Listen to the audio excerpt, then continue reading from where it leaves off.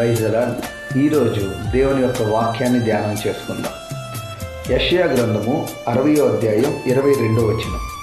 వారిలో ఒంటరి అయిన వాడు 1000 మంది అగును, ఎన్నిక లేని వాడు బలమైన జనమగును. యెహోవానగు నేను తగిన కాలమున ఈ కార్యమును త్వరపెట్టుదను.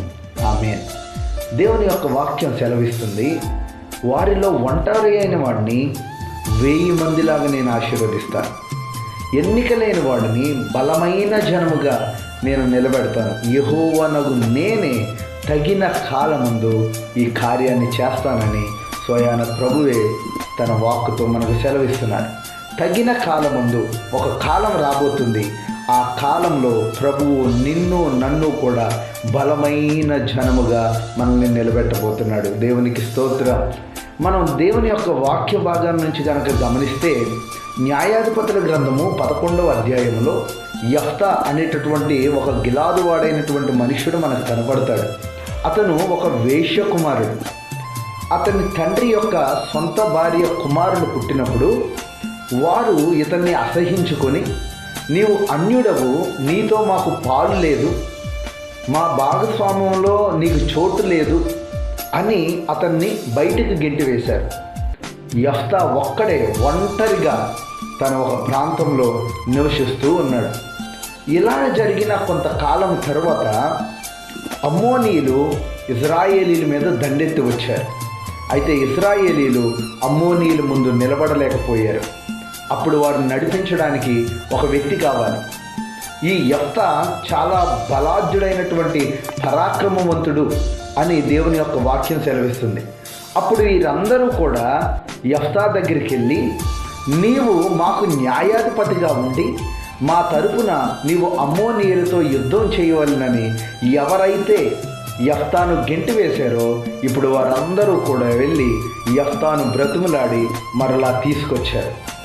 ఒంటరిగా ఉన్నటువంటి యెఫ్తా కొంతకాలానికి ఏమయ్యాడు అనంటే న్యాయాధిపతి అయ్యాడు. ఎవరైతే అతని ఇంటి నుంచి గెంటి వేశారో ఆ ఇశ్రాయేలీల అంతటి మీద న్యాయాధిపతిగా 6 సంవత్సరాలు పరిపాలన చేశాడు. అంటే అతను ఒకప్పుడు ఒంటరివాడు, దేవుడు అతన్ని 1000 మందిగా ఆశీర్వదించాడు. దేవునికి స్తోత్రం. అలాగే ప్రభు యొక్క వాక్యం చెబుతుంది, ఎన్నిక లేని వారిని బలమైన జనముగా నడిపిస్తానని. మనము దావీదు భక్తుని యొక్క జీవితాన్ని మనం చదువుకుంటే, సమూయేలు దావీదు యొక్క ఇంటికి వచ్చి అభిషేకించడానికి వచ్చినప్పుడు అతని యొక్క అన్నలందరినీ పిలిచాడు అతని తండ్రి అయిన యెషయా. కానీ దావీదును పిలవలేదు. అతని యొక్క పెద్ద అన్న అయినటువంటి ఏలీయాబు వచ్చినప్పుడు ఇతనేనేమో దేవుడు ఎన్నుకున్నటువంటి రాజు అని సమూయేలు అని అనుకున్నాడు. కానీ దేవుడు అంటున్నాడు, ఇతన్ని కాదు నేను ఎన్నుకున్నది. మనుషులు పై రూపాన్ని లక్ష్య పెడతారు, కానీ యెహోవా హృదయాన్ని లక్ష్య పెడతాడు. ఆయన అంతరంగములు పరిశీలించు దేవుడు.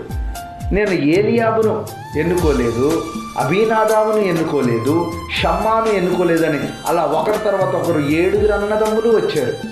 ఇక ఎవరు లేరు అనుకున్నప్పుడు సమూయేలు, ఇంతేనా, ఇంకెవరన్నా ఉన్నారా అంటే అప్పుడు యెషయా అంటున్నాడు, కడసారి వాడొకడు ఉన్నాడు. అతను అడవిలో గొర్రెలు కాస్తూ ఉన్నాడు. అంటే ఇంటి దగ్గర జరిగేటటువంటి ఆ బలికి కానీ ఆ అభిషేకానికి కానీ కనీసం పిలుపు కూడా నోచుకోలేదు దావీదు. ఎందుకని అంటే అతను ఎన్నిక లేని వాడిగా ఇచ్చారు. అయితే దేవుడు ఏం చేశాడో తెలుసా? దావీదును అభిషేకించమన్నాడు.